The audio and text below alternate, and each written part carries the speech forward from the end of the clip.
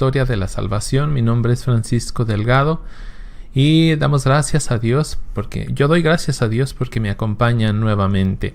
Vamos a iniciar pues en el nombre del Padre, del Hijo y del Espíritu Santo. Amén. Ven Espíritu Santo, llena los corazones de tus fieles y enciende en ellos el fuego de tu amor. Envía, Señor, tu Santo Espíritu y todo será creado y se renovará la faz de la tierra. Vamos a iniciar nuestra clase en el nombre del Padre, del Hijo y del Espíritu Santo. Amén. Pues bien, hoy vamos a ver el maná, el famosísimo maná del desierto. Hoy vamos a ver el inicio de lo que es la alianza con Moisés. Muy interesante la alianza. Les decía, hoy vamos a ver si llegamos más rápido a concluir este curso. No lo sé, esto es algo que se me ocurre a mí, pero también quería preguntar si está bien 2 horas o nos quedamos con 1 hora y media o 1 hora. ¿Qué opinan? ¿Qué es lo mejor? Evidentemente algunos van a decir que 2 horas, otros van a decir que 1 hora y media. Pero me interesa saber su opinión, saber si se les hace muy cansado. A veces pienso que yo podría estar más tiempo, incluso podría tomar un micrófono y todo el día estar aquí transmitiendo, haciendo un maratón. Pero bueno, no es fácil tampoco es fácil, pero se podría hacer.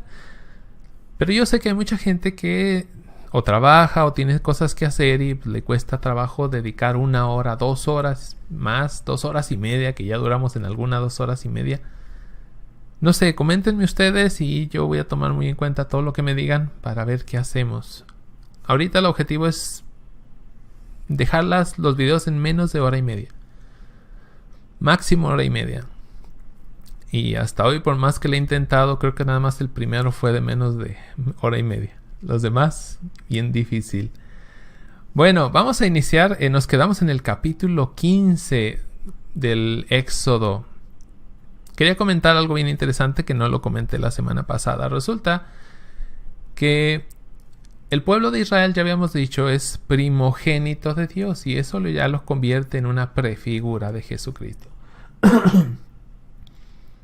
Pues bien, recordemos que Jesucristo, cuando es bautizado en el Jordán, Él sale y de inmediato se va al desierto. Bueno, no se va. Dice creo que es la latinoamericana o la de Jerusalén. No sé cuál Biblia dice que es empujado por el Espíritu hacia el desierto. Lo cual me llama mucho la atención. Es empujado.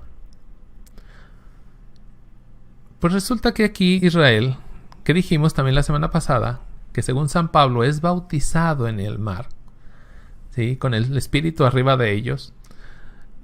También es llevado al desierto. ¿A qué es llevado Jesús al desierto? A ser tentado, a ser probado.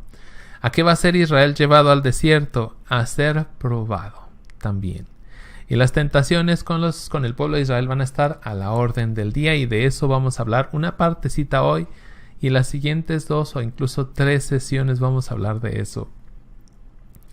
Porque en ese pueblo se refleja de manera perfecta lo que somos nosotros, con lo bueno y lo malo. Bueno, vamos a iniciar en el capítulo 15 desde el versículo 20. Les decía que leyeran la primera parte, que es el cántico de alegría, porque vienen saliendo de Egipto, de la esclavitud, de donde les mataban a sus hijos, todas estas cosas tan terribles que les estaban haciendo, que ahorita vamos a ver lo que, de acuerdo a lo que ellos dicen, que no entendemos por qué llega un momento en que se quieren regresar. Es bien extraño, pero bueno, así es. Dice pues el versículo 20, y esto es un poquito de lo anterior del cántico, pero lo quiero tomar porque aparece una persona muy importante. Dice, déjenme lo cambio acá para que lo vean. Siempre se me pasa eso. Bueno, siempre no, pero a veces sí. Este no es. Es este. Aquí estamos. Hoy anda un poquito malo de la garganta porque ha estado lloviendo mucho aquí en mi ciudad. De hecho, desde anoche está lloviendo y no ha parado todavía. Ya parece que va a salir el sol, pero ojalá.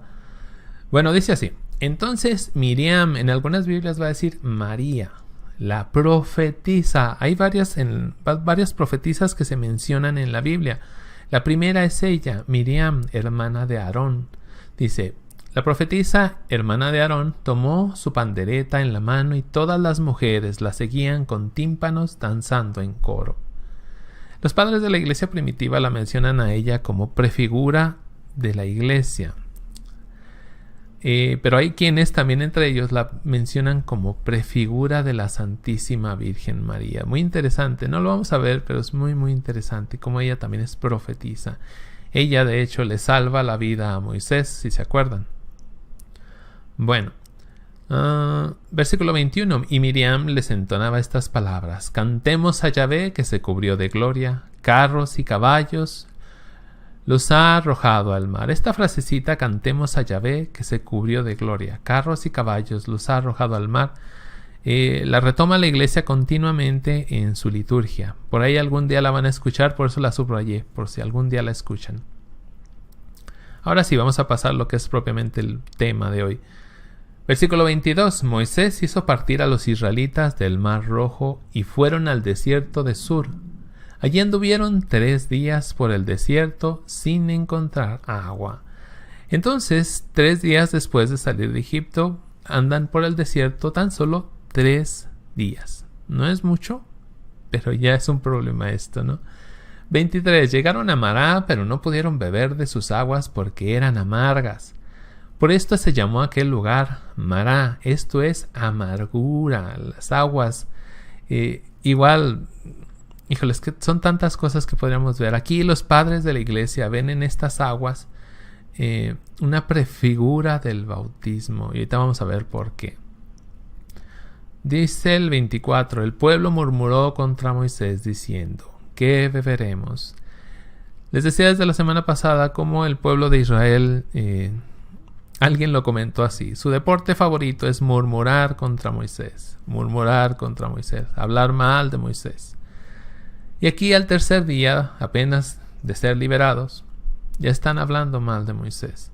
Y como Moisés invocara a Yahvé, le enseñó cierto madero. Moisés lo echó en las aguas y se endulzaron. Fue allí donde Yahvé dio al pueblo sus decisiones y sus decretos. Esto de sus decisiones y sus decretos ya vamos a ver que son sus mandamientos. Dice, allí lo puso a prueba. Dios va a poner a prueba a todo el pueblo de Israel. Y va a estar muy interesante. Y de hecho esta es la primera prueba. 3 días después ya se están quejando con Moisés porque no tienen agua para beber. Dice el 26.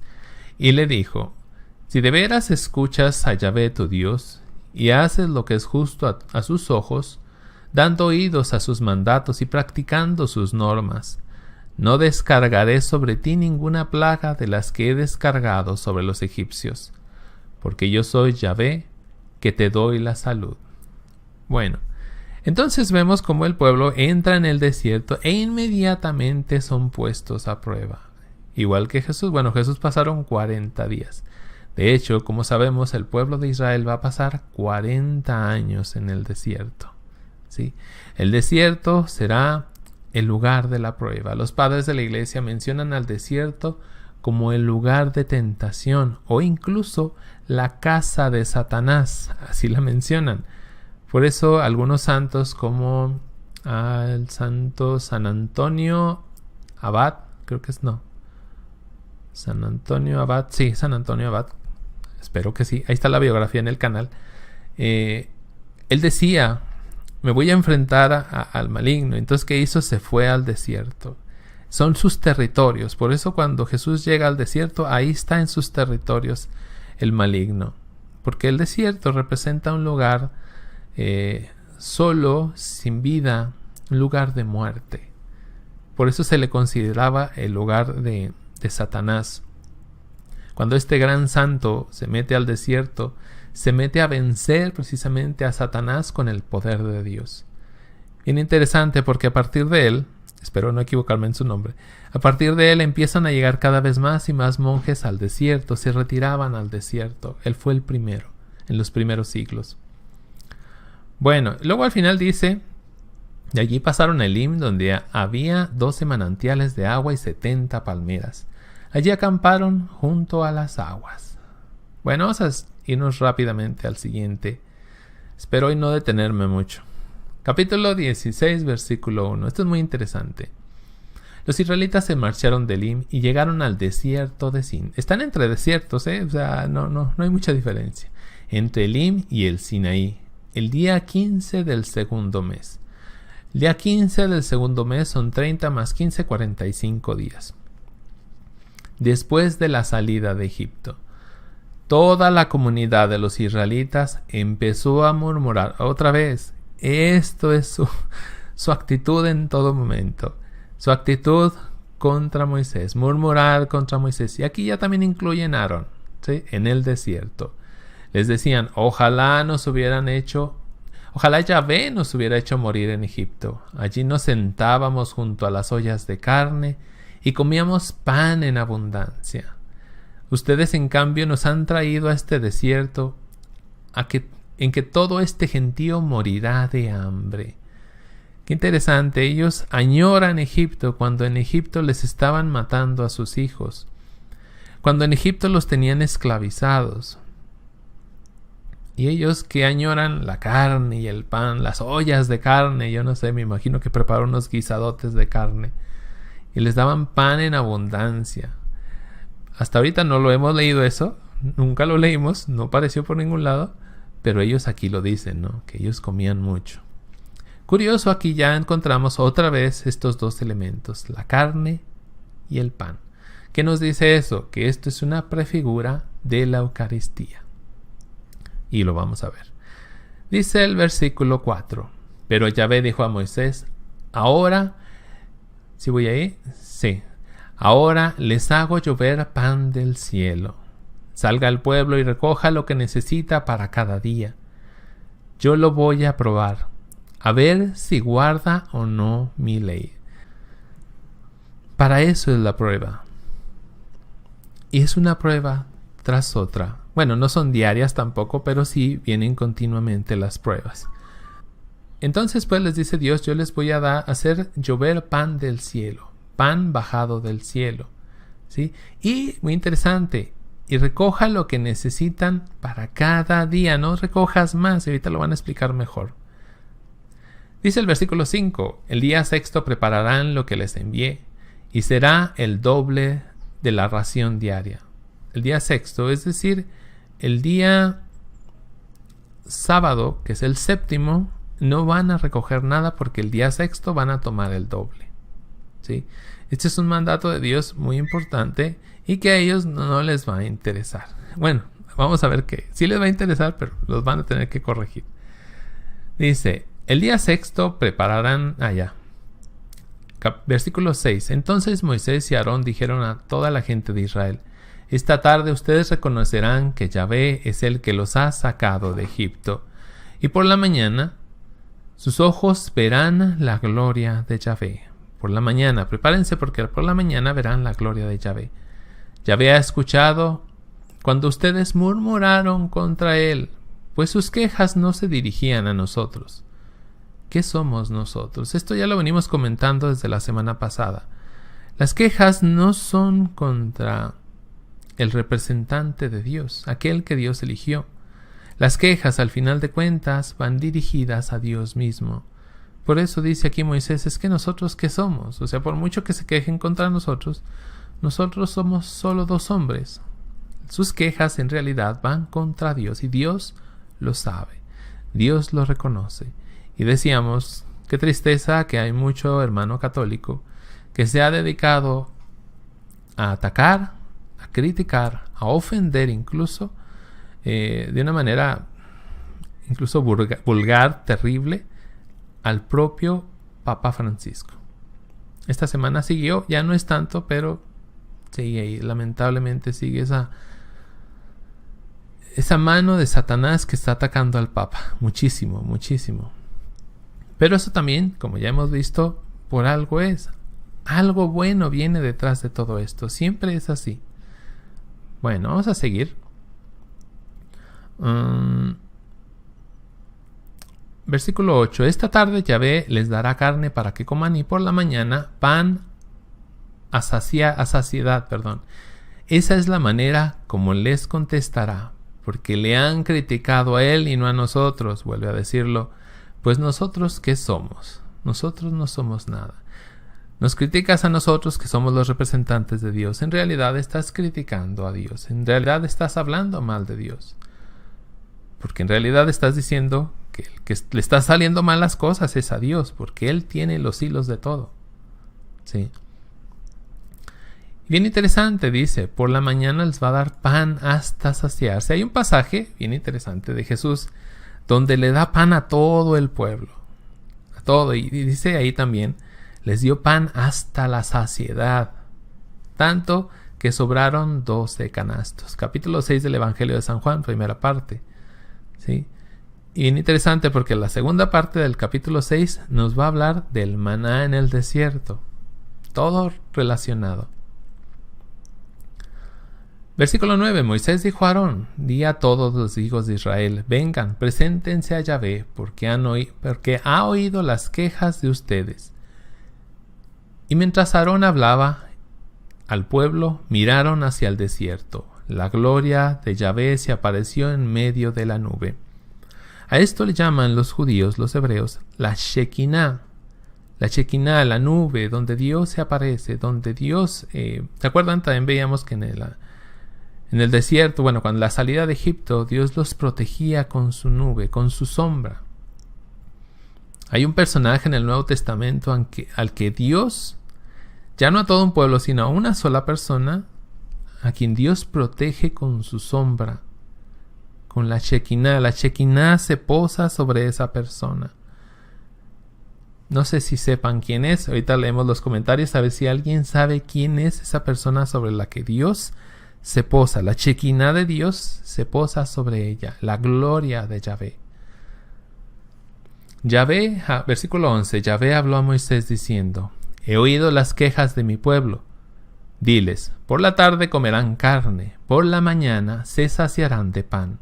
Así sabrán que yo soy Yahvé, el Dios de ustedes. Sigue el versículo 13. Vamos a subirlo tantito. Aquella misma tarde llegaron codornices que cubrieron el campamento. Yo no sé mucho de comida. Soy bueno para comer, pero no soy mucho de comida. Pero dicen que las codornices son todo un manjar. O sea, la carne de la codorniz es deliciosa. Les digo, yo no sé, pero bueno. No me crean porque no lo he comprobado. Entonces Dios les manda, digamos, de la mejor carne. Y por la mañana, en torno al campamento, había una capa de rocío. Al evaporarse el rocío, apareció sobre el suelo del desierto una cosa menuda, como granos, parecida a la escarcha. Cuando los israelitas vieron esto, se dijeron unos a otros, manjá, o sea, ¿qué es esto? Cuando ellos vieron aquella cosita como granitos blancos, dicen en su idioma, manjá o maná. ¿Qué significa? ¿Qué es esto? Aquí la Biblia latinoamericana ya trae la traducción. Dice, pues no sabían lo que era. Y Moisés les dijo, este es el pan que Yahvé les da para comer. Si se fijan, ya se está formando la tipología o la prefigura. La prefigura de Jesucristo como el pan vivo bajado del cielo, ¿sí? Del que hay que comer. Dice, Yahvé manda que cada uno recoja cuanto necesite para comer, unos 4 litros por persona, que es mucho, a mí se hace mucho, para cada día. Y cada uno recogerá lo necesario para la gente de su tienda de campaña. Así lo hicieron los israelitas, unos recogieron mucho, otros menos. Y al medirlo en el envase, ni los que recogieron mucho tenían más, ni los que recogieron poco tenían menos. Cada uno tenía su ración. Esta parte, sobre todo aquellos que agarran más, que toman más, me llama mucho la atención, ¿no? Porque es la duda. Y si Dios no me ayuda mañana, y si mañana, no sé, amanece sin maná, la duda, el miedo, la incertidumbre, el no creer en Dios, en las palabras de Dios. Por eso digo, se parecen mucho a nosotros. Son idénticos a nosotros ellos. Son ellos una prefigura de lo que seremos nosotros, ¿sí?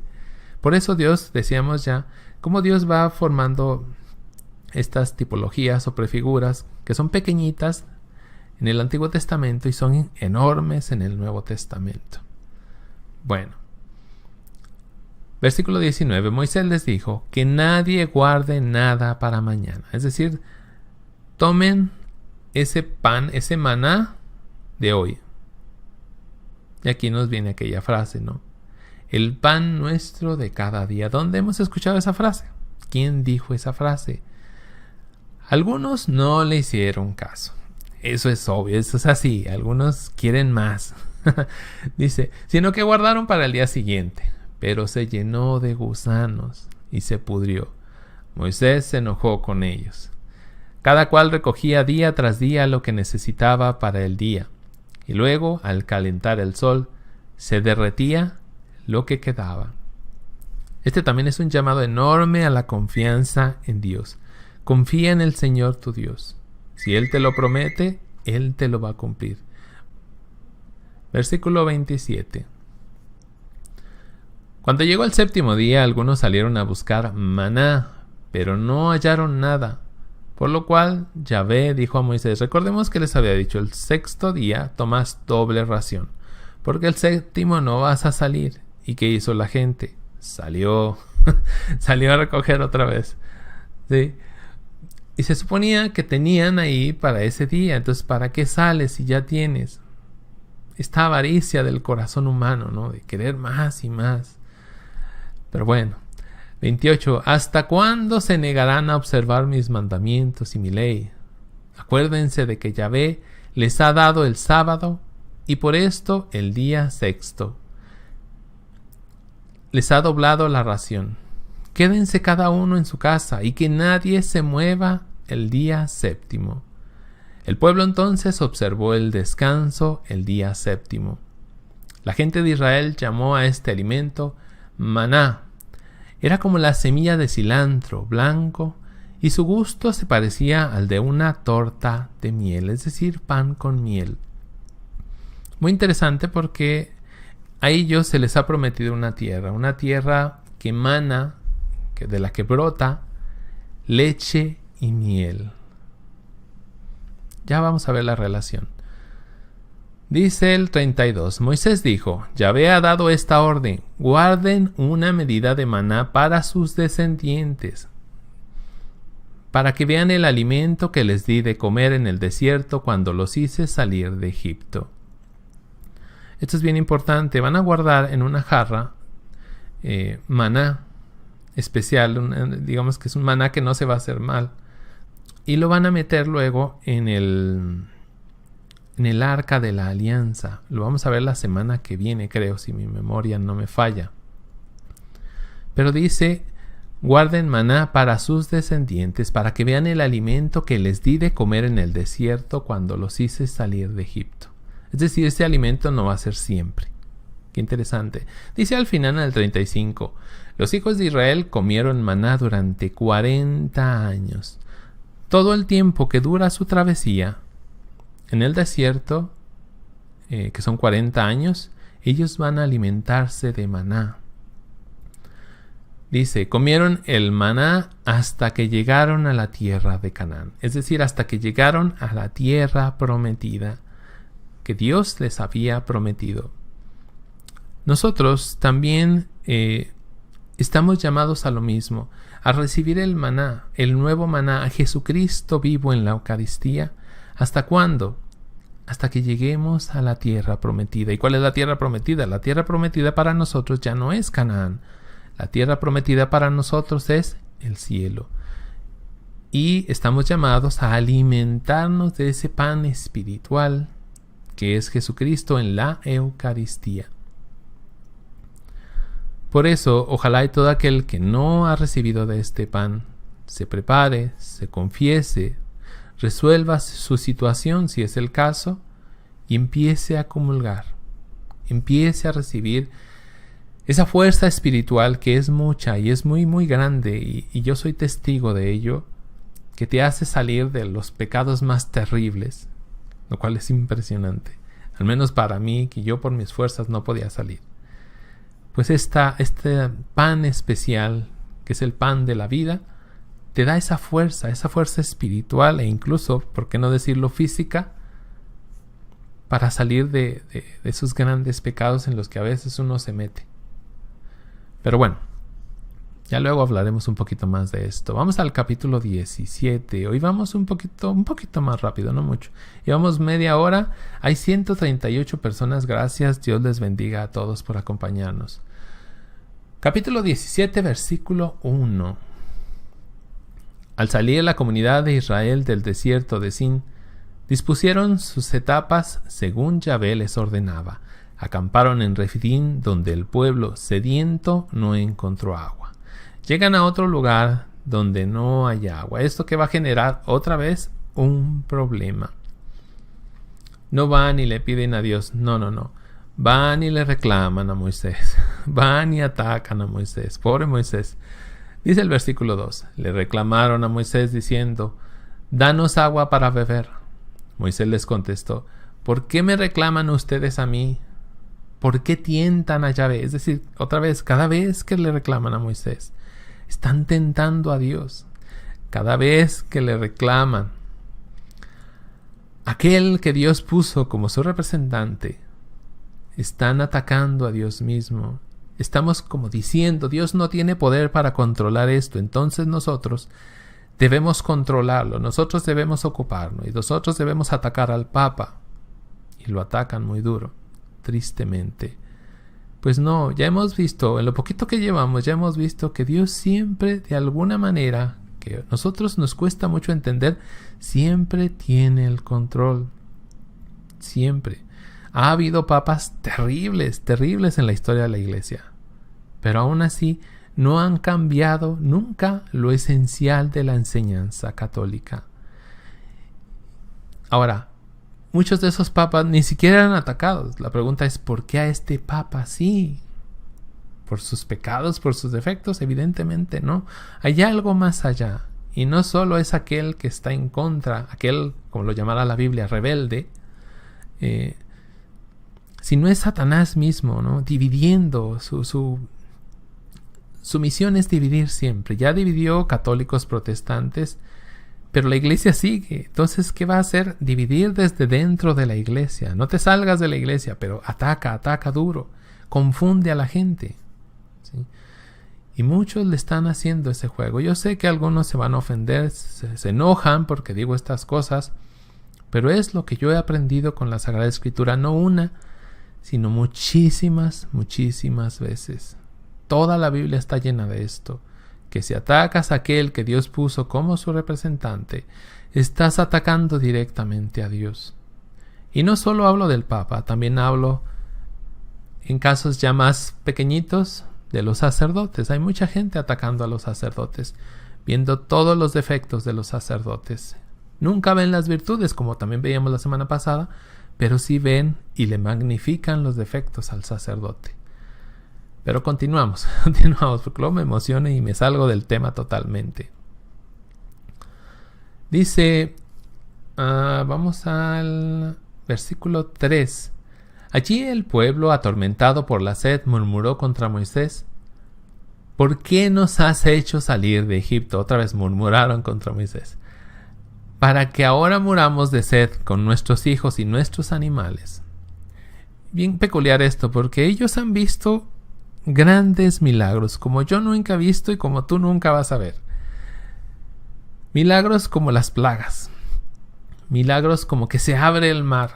Milagros como la columna de fuego de noche y la nube que los protegía de día. Milagros enormes, gigantes, extraordinarios, así que espectaculares.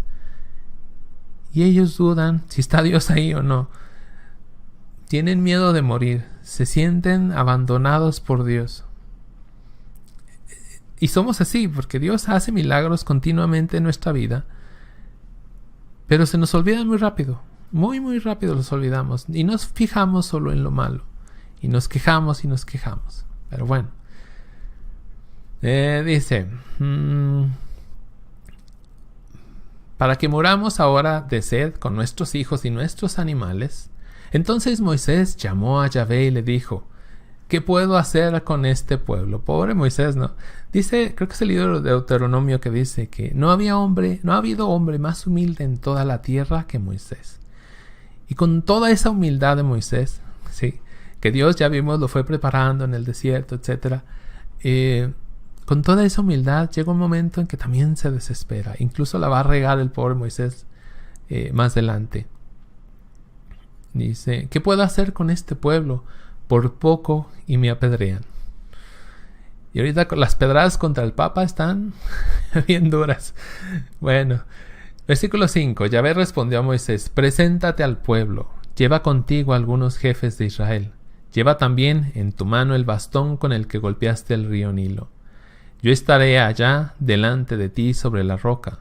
Golpearás la roca y de ella saldrá agua, y el pueblo tendrá para beber. Moisés lo hizo así, en presencia de los jefes de Israel. San Pablo dirá que la roca era Cristo. ¿Sí? Hablando de este párrafo, precisamente San Pablo lo dice como que la roca era Cristo, y de esa roca brota agua. ¿Sí? Había que pegarle con el palo, que ya lo hemos mencionado mucho, la vara de Moisés, con la que hacía los milagros. Otra vez, Jesús es la roca, la vara representa la cruz, ya lo habíamos dicho, y el agua de su costado brota sangre y agua. ¿Sí? Son prefiguras que hay muchísimas de estas en el Antiguo Testamento. 7, creo. Bueno, aquel lugar se llamó Masá, o sea, tentación. Son tentados. Jesús va al desierto a ser tentado. Y Meribá, o sea, quejas. Estos hombres se la pasan quejando a causa de las quejas de los israelitas que allí tentaron a Yahvé. Ellos también a su vez están tentando a Dios. Y hay un mandamiento que luego vamos a ver. Dice, diciendo, ¿está Yahvé en medio de nosotros o no? Decíamos, como ellos han visto milagros enormes y aún así siguen dudando. Me llama mucho la atención también que el Evangelio de San Mateo al final dice, si bien creían, algunos todavía dudaban. Habían visto los milagros que había hecho Jesús y seguían dudando. A veces uno dirá, bueno, pues es que es parte de nuestra naturaleza humana. El dudar, el tener miedo ante lo que viene, ante lo imprevisto. Hay algo bien interesante, es que a mí, y lo estaba meditando precisamente ahorita, como antes de cada plática, de cada clase de Biblia, aquí con ustedes, hay un nervio que digo, bueno, ¿y por qué lo tengo si ya van 10? Ya no debería de tenerlo. Pero lo tengo, ¿por qué? Porque soy pequeñito, porque no soy Dios, ¿sí? Y también ellos, o sea, Dios entiende que somos débiles, que tenemos miedo, y por eso tantas veces Dios llega y dice, no tengas miedo. Porque sabe que tenemos miedo de muchas cosas. Miedo de que les pase algo a tus hijos, miedo de que le pase algo a tu esposo, a tu esposa, a tu familia, de quedarte sin trabajo. Miedo de tantas cosas que tenemos, de la violencia en la calle, de la economía. Estamos llenos de miedo. ¿Y a qué nos llama Dios? A confiar en la providencia divina. Este es el llamado, prácticamente de toda la Biblia también. A ver, ya me perdí otra vez. Bueno, dicen al final, ¿está Yahvé en medio de nosotros o no? ¿Cuántas veces no has dicho tú, de verdad Dios está conmigo? ¿De veras Dios me está acompañando? ¿Acaso no se da cuenta Dios de todo lo que me está pasando? A lo mejor en realidad no me está acompañando Dios. A lo mejor Dios no está conmigo. Igualito que ellos, idéntico que ellos. En Refidim los amalecitas vinieron a atacar a Israel. Moisés dijo a Josué, bueno, aquí me detengo tantito. Josué, me acuerdo de la película de Mel Gibson, de Jesucristo, donde se llama La Pasión la película, creo. Cuando le hablaban a Jesús, le decían Joshua Ansare. ¿Qué le estaban diciendo? Jesús de Nazaret. Josué, traducido, sería Jesús. Evidentemente, así como ya muchos personajes han sido prefigura de Jesús, Josué va a ser una figura o una prefigura de Jesús poderosísima, increíble también, extraordinaria. Josué, por ejemplo, va a ser el encargado de meter a todo el pueblo en la tierra prometida. Y es por Jesús que el pueblo de Dios puede entrar al cielo. Ahí nada más una probadita de la prefigura que va a ser Josué. Les digo, una prefigura muy poderosa de Jesucristo. Dice Moisés dijo a Josué, elígete algún... Bueno, aquí Josué tiene pocos años, es joven, muy joven. Elígete algunos hombres y marcha a pelear contra los amalecitas. Yo por mi parte estaré mañana en lo alto de la loma, con el bastón de Dios en mi mano. Josué hizo como se le ordenaba a Moisés y salió a pelear contra los amalecitas. Mientras tanto, Moisés, Aarón y Hur subieron a la cima de la loma. Vamos a subirlo tantito.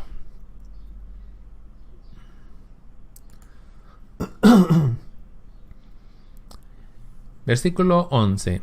Y así sucedió que mientras Moisés tenía las manos en alto, se imponía Israel, pero cuando las bajaba, se imponían los amalecitas. ¿A quién representan los amalecitas? A los enemigos del pueblo de Dios. Igual, lo podemos trasladar hacia nosotros, a nuestros enemigos, el mundo, el demonio y la carne. ¿Sí? Y dice que mientras Moisés levantaba las manos en el monte de Dios y hacía oración, ¿sí?, con el bastón en la mano, eso también es muy importante, ¿qué pasaba? El pueblo vencía. Pero cuando se cansaba Moisés y bajaba las manos, cuando se rendía en la oración, los enemigos vencían al pueblo. Entonces va a pasar algo bien interesante. Dice el versículo 12. Se le cansaron los brazos a Moisés. Entonces tomaron una piedra y sentaron a Moisés sobre ella, mientras Aarón y Hur le sostenían los brazos, uno a cada lado. Así Moisés mantuvo sus brazos alzados hasta la puesta del sol. Y Josué hizo una enorme matanza entre la gente de Amalec. Fíjense muy bien, bien interesante esto. Moisés hace oración solo, pero llega el momento en que se cansa. Llega el momento en que tiene que bajar sus brazos. Entonces, a aquellos dos que se ha llevado, le levantan los brazos, es decir, ellos le ayudan en su oración. Qué importante que cuando tú hagas oración por una misión, lo que quieras, por tus hijos, por lo que quieras, apóyate en alguien más. Apóyate en una amiga, en un amigo. Pídele a un sacerdote que ore por ti. Ve a la hora santa para que oren por ti. Hay quien va a los conventos de monjas o de monjes y les deja una notita, oren por esta intención, y ellos lo hacen. De manera que, primero, tú no te canses, y si te cansas, ellos siguen haciendo oración, para que la guerra, la pelea que tú estás dando contra el enemigo, no, al bajar tú los brazos, no se pierda, sino que se siga dando la pelea. Esto lo conocemos como oración de intercesión. ¿Sí? Por eso Moisés, nada tonto, al contrario, muy listo Moisés, toma a sus tres favoritos, digámoslo así. A dos se los lleva al monte y a otro lo pone a pelear. Es su equipo, su grupo. Jesús también, cuando se iba a orar al monte, se llevaba a sus tres favoritos, igual que Moisés. Bueno, vamos a irnos al siguiente capítulo. No sé si hacer una pausa aquí. A ver, vamos a ver. Bueno, nada más comento esto de Jetro. No lo voy a leer todo. Léanlo, capítulo 18 del Éxodo. Jetro es el suegro de Moisés. Resulta que Jetro va y visita a Moisés. Entonces, se da cuenta de que Moisés se ocupa de todos los asuntos del pueblo. Hay un problema, Moisés tenía que estar ahí como juez. Problema chiquito, grande, mediano, siempre tenía que estar Moisés. El suegro le dice, no, así te vas a acabar y no vas a lograr nada. Mejor selecciona hombres buenos entre el pueblo y ponlos como jueces, colócalos como jueces. Unos de 1000, unos de 100, otros de 10, de grupos de 10. Y que ellos resuelvan esos pequeños problemas y que a ti te dejen solo los problemas más grandes. está delegando, le está pidiendo que delegue, que no se ocupe él de todo. Y eso es bien importante. No te ocupes de todo, apóyate en otras personas. La iglesia, por eso es jerárquica. Hay un líder en la tierra que es el Papa. Están los obispos que, si bien están en cierto sentido a su mismo nivel, él sigue siendo el líder. Están los sacerdotes religiosos, religiosas y los laicos, ¿sí? Pero es una cadena. Y no es, esto es bien importante, no es una cadena democrática, ¿sí? Aunque a muchos esto les suene terrible. No es una cadena democrática. Aquí no vas a ir y votar tú por el papa que tú quieres. Aquí no es así. Nunca ha sido así y nunca, esperemos, nunca sea así. Si algo, al menos en lo poco que yo sé de política, es que la democracia no ha mostrado así como que todos los beneficios que han dicho. Incluso en países como en Estados Unidos se habla de que en realidad los que tienen el dinero son al final los que gobiernan, ¿no? Pero bueno, no me voy a meter en política porque yo no sé de eso. Pero sí, interesante saber que no es una cadena democrática la que hay en la iglesia. Bueno, vamos a leer algunos comentarios brevemente. Yadira Aquino, 2 horas. Bueno, yo les preguntaba que cuánto quieren que dure cada transmisión. Si 2 horas, 1 hora y media, 1 hora. Dice que 2 horas me gusta mucho, dice Norma Aguilera. Dice Araceli Hernández, yo es la primera vez que los veo, soy catequista y es a la misma hora. De hecho sí, hay catequesis los sábados por la mañana, también eso ya lo he pensado, que se complica para algunos, pero bueno, ahí están los videos, ¿no? Ahí se van a quedar. Por cierto, debajo del video, en la descripción, ahí están los enlaces a los 9 anteriores capítulos, resúmenes ya, de la historia de la salvación, por si lo pueden ver ya con calma, tranquilos, ¿sí? Enedina, 2 horas, hermano. Híjole. Berry, día horas es perfecto. Bueno, 2 horas será, ¿no? Para que no nos des tan resumido. Queremos aprender más y más. No es que lo vaya a dar resumido, ojo con eso. No es que lo vaya a dar resumido, sino que voy a abarcar menos en cada sábado, ¿sí? Eso sería la intención, pero no voy a quitar temas, no. De hecho, hoy nos vamos a enfocar casi en el maná. DBM Betmar, 2 horas está bien, hermano, pero dejemos que el Señor Jesucristo nos muestre el mejor tiempo que sea para Él. Andrea Ruiz, sí, el tiempo que tome enseñarnos, pues es lindo aprender. Rina Caraguayano, yo quisiera 2 horas, pero no es fácil. Mejor yo creo 1 hora y media, hermano. De hecho, qué bueno que me lo recuerdas. El rosario voy a tener que quitarlo. Ya hay problemas. Lo voy a quitar. Aunque espero quitarlo o que cuando lo quite inmediatamente al siguiente día aparezca el nuevo rosario. Pero sí, ya el rosario tal cual está hoy, que es el rosario de WTN, ya no va a estar. Mi compromiso es trabajar toda esta semana que viene duro para sacar por lo menos uno de los misterios y así paulatinamente ir sacando, ¿no? Entonces ahora sí, para que vean, va a ser mi voz con otras imágenes.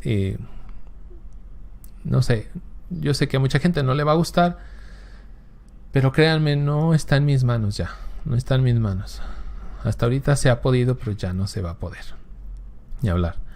Dice María Costa, buenos días, hermanos. María Luisa Mejía Ramírez, 1 hora porque recuerde que es mejor poco ser conciso. Bueno, alguien dice que 1 hora, muy bien.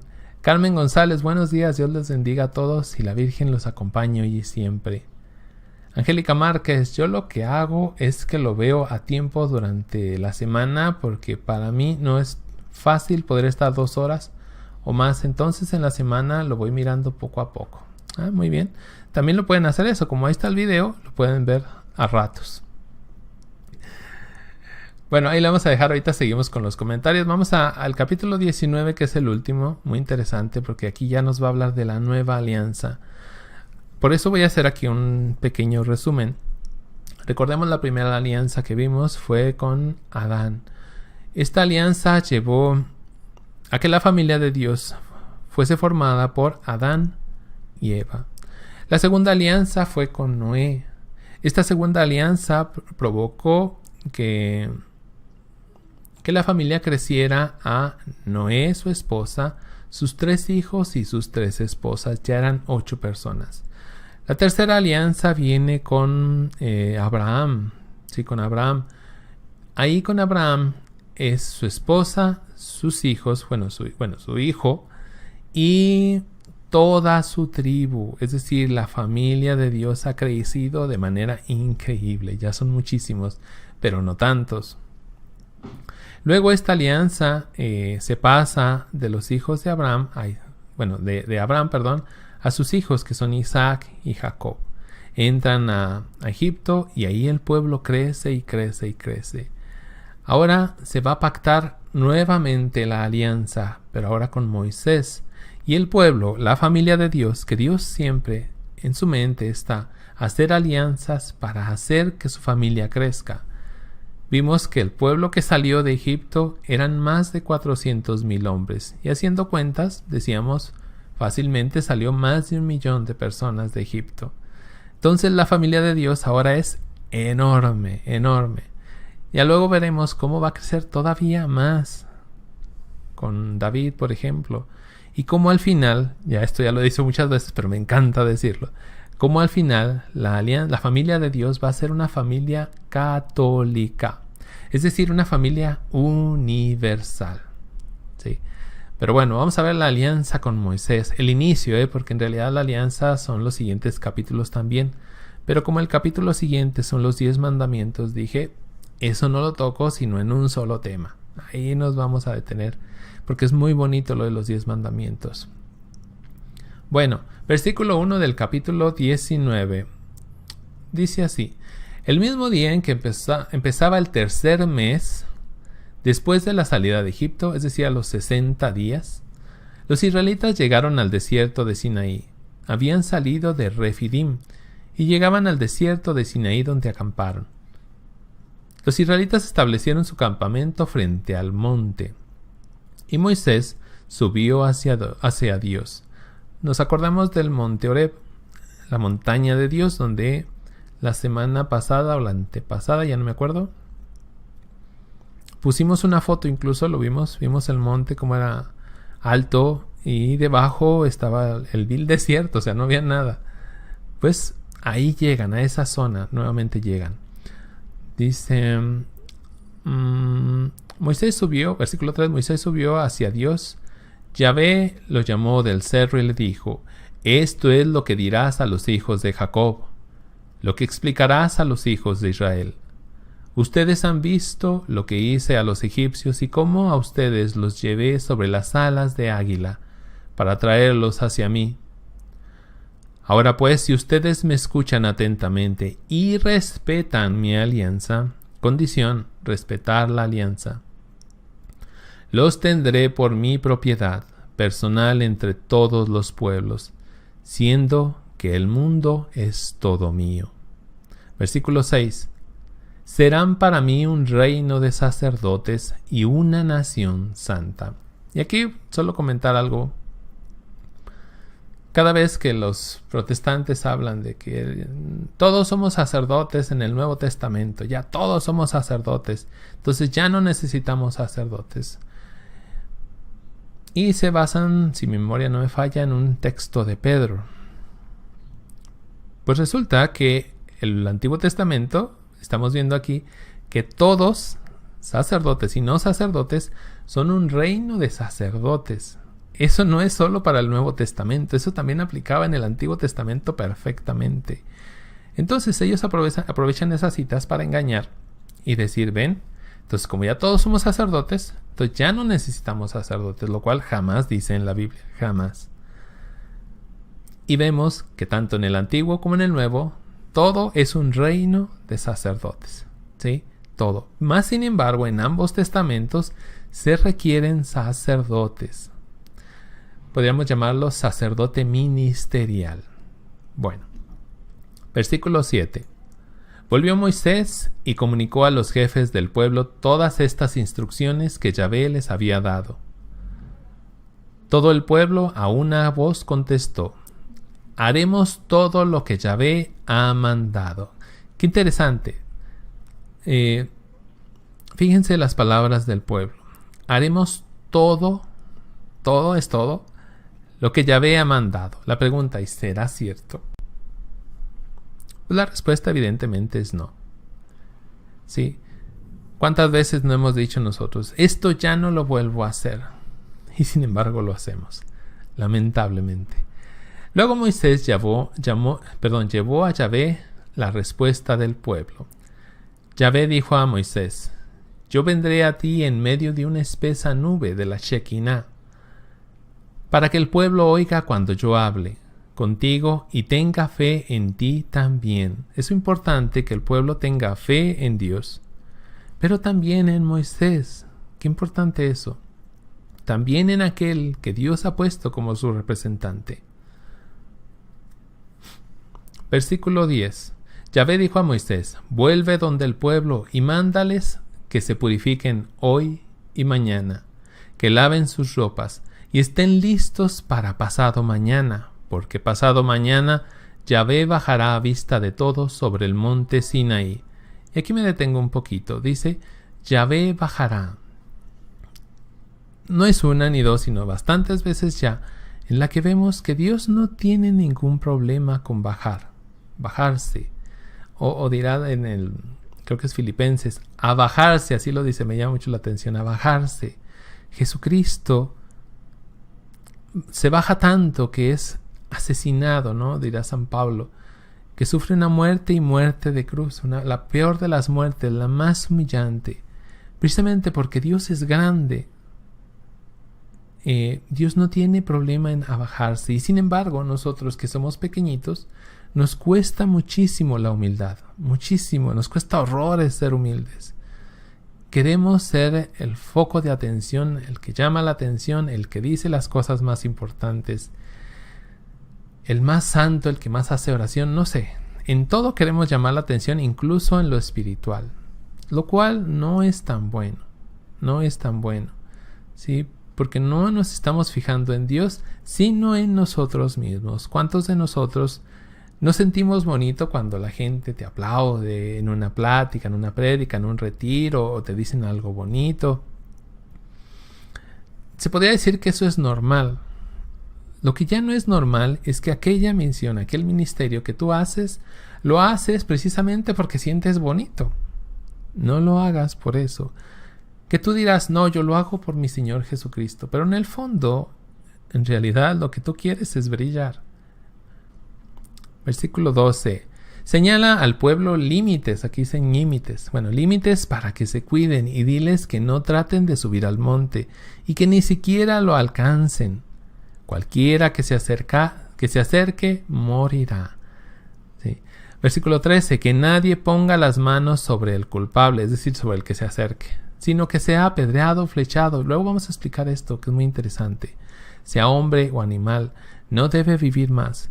Solamente cuando se oiga el toque del cuerno, algunos podrán subir. Moisés bajó del monte a donde estaba el pueblo, lo purificó y le hizo lavar la ropa. Y Moisés dijo, no tengan relaciones sexuales y estén listos para pasado mañana. Estén listos porque van a ver a Dios. Sí. Yo me imagino la emoción de algunos, el miedo de otros, los sentimientos encontrados porque iban a ver a Dios. Habían visto todas sus señales, habían visto la Shekinah, la nube, la presencia de Dios, pero propiamente a Dios no lo han visto. Y de hecho no lo van a ver. No lo van a ver. Dice, al tercer día, versículo 16, al amanecer hubo sobre el monte truenos, relámpagos y una espesa nube. Se oía un sonido muy fuerte de cuerno. En el campamento todo el pueblo se puso a temblar. Para el pueblo de Israel la presencia de Dios era terrible, o sea, era de miedo, les daba miedo. Y en parte ese era el sentido del por qué sucedían estas cosas. Por qué los relámpagos, los truenos, caía fuego, etc. el respeto hacia Dios. Dios no es como nosotros, Dios no es nosotros. Yo no soy Dios, yo soy pequeñito delante de Dios. Versículo 17. Entonces Moisés los hizo salir del campamento para ir al encuentro de Dios, y se detuvieron al pie del monte. El monte Sinaí entero humeaba, porque Yahvé había bajado en medio del fuego. Subía aquel humo como de un horno, y toda la montaña temblaba. El sonido del cuerno iba creciendo. Moisés hablaba y Dios le contestaba con el trueno. La voz de Dios es voz de trueno. Yahvé bajó a la cumbre del monte Sinaí, y desde ahí llamó a Moisés. Y Moisés subió. Yahvé dijo a Moisés: baja del monte para advertir al pueblo que no traspase los límites para acercarse a Yahvé y para ver algo, no sea que perezcan muchos. ¿Se acuerdan también de la Torre de Babel? Como ellos querían alcanzar a Dios por medio de una torre, y Dios tuvo que bajar para echarles a perder sus planes. Aquí se los advierte que ni se acerquen. Versículo 22. Que también los sacerdotes que se acercan a Yahvé se santifiquen, no sea que Yahvé desencadene su fuerza. Moisés contestó: el pueblo no puede subir al monte, pues tú se los prohibiste, y me dijiste: pon un cerco al pie del monte y tenlo por lugar sagrado. Todo lugar que toca a Dios, donde se posa Dios, es un lugar sagrado, y lo vimos con la zarza ardiendo. Quítate las sandalias, Moisés, porque esta es tierra santa, esta es tierra sagrada. Aquí también se ha convertido en un lugar santo. ¿Cuán santa no será la Santísima Virgen María? Por eso le decimos Santísima, porque más santa no puede ser. La Santísima Virgen María, donde la misma Trinidad completa de alguna manera se reúne, el Padre, el Hijo y el Espíritu Santo. ¿Sí? Cuando veamos Lucas, vamos a ver a qué me refiero. Aunque para eso yo creo que falta más de medio año, no sé. Bueno, dice, versículo 24. Y Yahvé prosiguió: anda, baja del cerro y sube luego con Aarón. Pero que los sacerdotes y el pueblo no intenten traspasar el límite para subir hacia Yahvé, no sea que él desencadene su fuerza. Moisés pues bajó hasta el pueblo y les dijo. ¿Qué les dijo? Lo vamos a ver la semana que viene. Vamos a ver los 10 mandamientos. Eso es lo que les fue a comunicar Moisés al pueblo de Dios. Los 10 mandamientos. Pero eso lo vamos a ver la semana que viene. Vamos a ver algunos comentarios brevemente. Híjole, son muchos, exactamente. Sebastián Segovia. Yo recuerdo que a otros papas también los atacaban. He visto varias imágenes de Benedicto XVI con cachos de demonio, etc. Sí, de hecho a todos los papas, bueno, no a todos, no sé si a todos, no me consta, pero al Papa Benedicto también lo atacaron mucho por lo que es pederastía. A Juan Pablo II lo atacaban de comunista. Sí, claro, a todos los papas los atacan, pero la diferencia con el Papa Francisco es abismal, o sea, es increíble. Yo les he comentado a las personas que pongo un video del Papa Francisco y las primeras horas tengo que estar al pendiente, porque la cantidad de insultos, ofensas, que alguien diga no estoy de acuerdo por esto y por esto, no hay problema. Con ese comentario no hay problema. Pero son insultos, son ofensas, son falsos dichos, etc. Es culpar al Papa de todo. Los ataques hacia el Papa Francisco ya no son solo desde fuera de la iglesia, no es solo el ateísmo o el satanismo o el protestantismo quien lo está atacando, como en el caso de otros papas, sino desde dentro de la iglesia católica, y es un grupo muy grande de personas ya. Hay países, por ejemplo, en Colombia hay un canal que se dedica a atacar al Papa, hasta donde yo entiendo. Hay un programa en específico que se llama Galat, algo así, no me acuerdo muy bien, que se dedican a atacar al Papa. Lo poco que yo he visto son ataques hacia el Papa. Y dicen medias verdades. Me da tristeza, ¿no? Porque estos grupos se manejan así, medias verdades. Toman pequeños detallitos y los hacen grandes mentiras, pero la gente lo cree. Y sí, definitivamente la diferencia entre Papa Francisco y Papa Benedicto es mucha. El ataque es muchísimo más hacia el Papa Francisco. Pero como veíamos, por ejemplo, en el caso de José el soñador, si pareciera que pasan cosas muy, muy malas, es porque en realidad Dios está obrando cosas muy, muy buenas también. Solo es cuestión de ser pacientes, como José.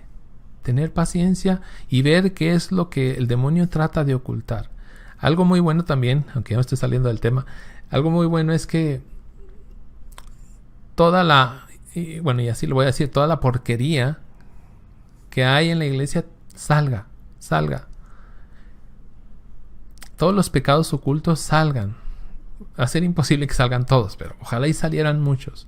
Ojalá y mucha gente diga, yo mejor me voy, ojalá. Porque se van a quedar los que se tengan que quedar. Punto. Papa Benedicto tiene una serie de... Bueno, le hicieron una entrevista y dio algo así como profecías ahí.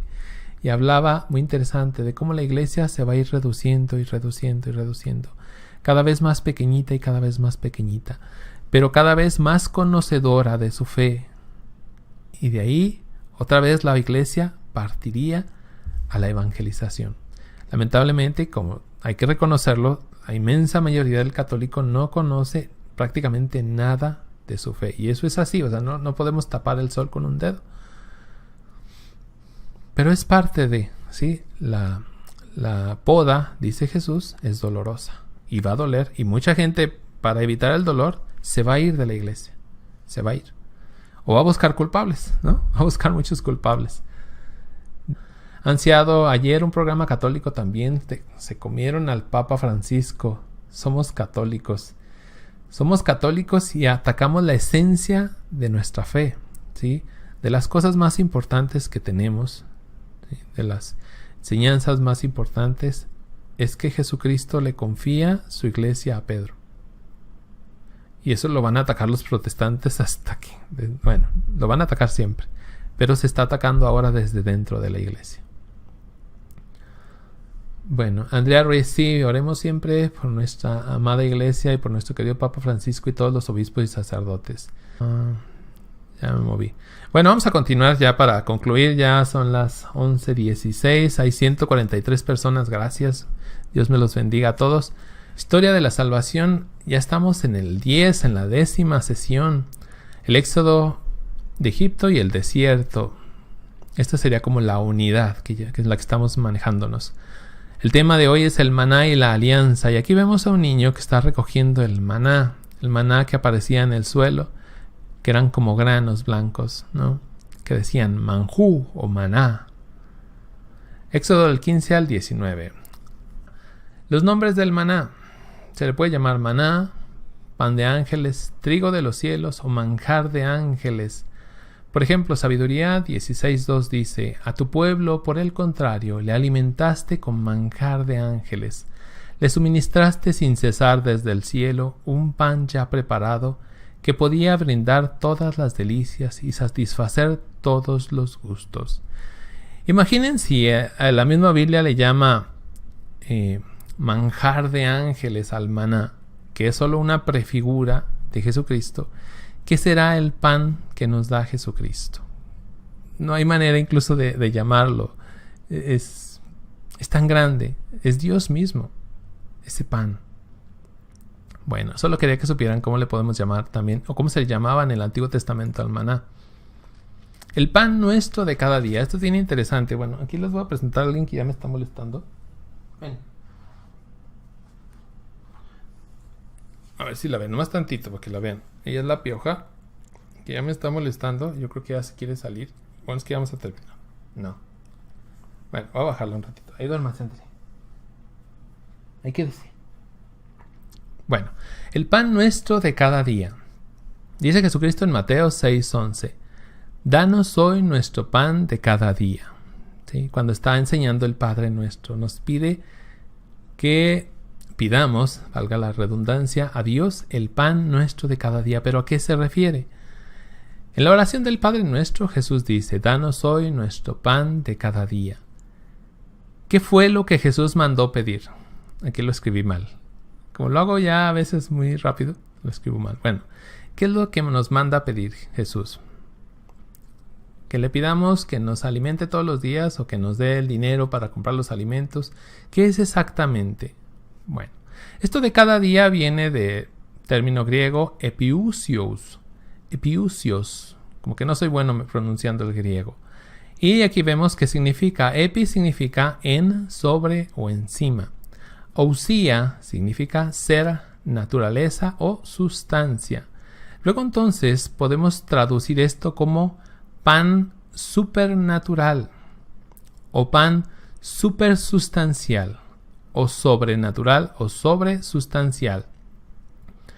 Dice, para cualquiera del pueblo de Israel que escuchara una oración que hablara de un pan sobrenatural o supersustancial, recordaría inmediatamente el maná del desierto. Es decir, Jesús, cuando está hablando del pan nuestro de cada día, se está refiriendo a un pan especial, a un pan diferente, no cualquier pan, no a cualquier comida, a un pan sobrenatural. Y lo dice también el mismo Catecismo de la Iglesia Católica en el 2837. Por cierto, ahí tengo un video que se llama La Misa en la Biblia, el Maná, por si lo quieren ver. Ahí me equivoqué y ahí le puse 2827. Ahí son 12 minutos de explicación. Aquí lo voy a hacer en 2 minutos. Si lo quieren ir a ver, lo buscan ahí en YouTube y ahí está. Entonces ahí me equivoqué, le puse 2827 y es 2837. Dice, tomada al pie de la letra, epiousios, lo más esencial, designa directamente el pan de vida, es decir, el cuerpo de Cristo. Remedio de inmortalidad, esto lo dice San Ignacio de Antioquía, de los padres de la iglesia primitiva, sin el cual no tenemos vida en nosotros, como lo va a decir en Juan del 53 al 56, que no lo vamos a ver un poquito antes porque eso creo que lo vimos la semana pasada. Jesús es el verdadero maná. Vamos a leer Juan 6 del 48 al 51. Yo soy el pan de vida. Sus antepasados comieron el maná en el desierto, pero se murieron. Aquí tienen el pan que baja del cielo, para que lo coman y ya no mueran. Yo soy el pan vivo que ha bajado del cielo. El que coma de este pan vivirá para siempre. El pan que yo les daré es mi carne, y lo daré para la vida del mundo. Bueno, un poquito analizándolo brevemente, en el video ese lo analizo más ampliamente, pero aquí un poquito brevemente, Jesús nos habla del maná del desierto, haciendo alusión a lo que acabábamos de leer. Pero dice, yo soy el pan de vida. Aquel pan que se comieron sus padres, sus antepasados, se lo comieron y se murieron. ¿Sí? Pero el que coma de este pan, del verdadero pan de vida, vivirá para siempre. Y dice, yo soy el pan vivo, bajado del cielo. La Eucaristía, el maná, el nuevo maná, es un pan vivo, porque Jesús está ahí, vivo, en ese pan, bajado del cielo. El que coma de este pan vivirá para siempre, recibe vida eterna. Qué tristeza que muchos no lo reciban. Y ya no hablo de protestantes que no lo reciben. Hablo de católicos. Qué tristeza, ¿no? El pan que yo daré es mi carne. Qué importante también esto. Nuevamente, como la semana pasada, ellos comían carne, comían pan. Él dice, el pan que yo les voy a dar, el nuevo maná es mi carne. Están comiendo de mí. Es un misterio enorme la Eucaristía, difícil de entender. Pero como dirá Pedro al final del capítulo 6 del Evangelio de San Juan, pues tú eres el Señor, ¿no? Tú eres el Santo de Dios. ¿A dónde vamos a ir si solo tú tienes palabras de vida eterna?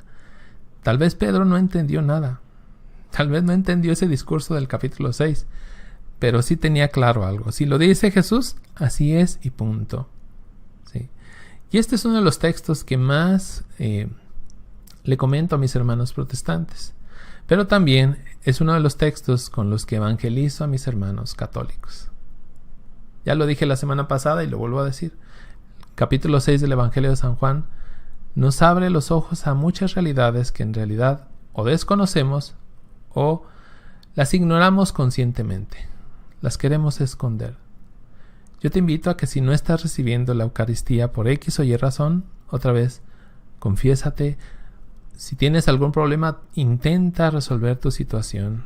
Si crees que no puedes, haz mucha oración para que se resuelva tu situación y empieza a alimentarte como ellos se alimentaban a su vez mientras duró todo el desierto, toda su peregrinación del maná. Así nosotros, mientras dure toda nuestra peregrinación en esta tierra, que ya vimos que somos peregrinos en una tierra extraña, mientras dure, tú te sigas alimentando de este pan que es Jesucristo mismo. ¿Sí? Bueno, ya para terminar, la alianza con Moisés. Si bien no hemos terminado el tema de la alianza, de una vez vamos a ver el resumen. La alianza con Moisés, Éxodo 19 del 5 al 6. El mediador de la alianza es Moisés y tiene un rol de juez y libertador. ¿Sí? Las promesas de bendición de la alianza. Dios será el Dios de Israel, e Israel adorará solo a Dios. Serán el pueblo precioso y escogido de Dios. Las condiciones. Dios va a poner condiciones. Deben cumplir la ley y los mandatos del Señor. La forma que toma la familia con esta nueva alianza. La familia de Dios se convierte en una nación santa. Muy bien. Finalmente, vamos a la misma pregunta. Bueno, no siempre hacemos esta pregunta, pero hoy sí vamos a hacerla. ¿Confió el pueblo en Moisés? Mientras le va bien al pueblo, el pueblo confía casi ciegamente. Cuando vienen los problemas, el pueblo no confía en Moisés. Y para Dios era muy importante que el pueblo confiara en Moisés. Incluso lo leímos. ¿Confió el pueblo en Yahvé? Técnicamente, bueno, no, aparentemente sí confiaban en Dios. Mas, sin embargo, al dudar de Moisés, que decía Dios, no están dudando de ti, están dudando de mí. No están hablando mal de ti, están hablando mal de mí. Porque atacar a Moisés es atacar directamente a Dios. Y en ese sentido, yo confío en Moisés. ¿Realmente yo confío que Dios lleva las riendas de toda la iglesia? ¿O ya se le escapó la iglesia? ¿O ya no tiene control de nada en la iglesia?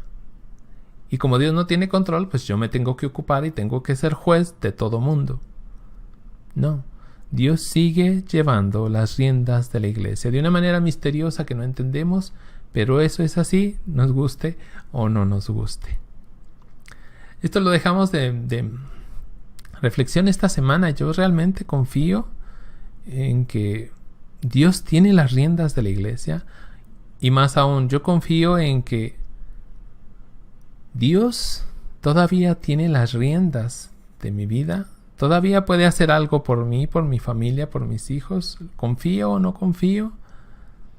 ¿Confío en la providencia de Dios o no?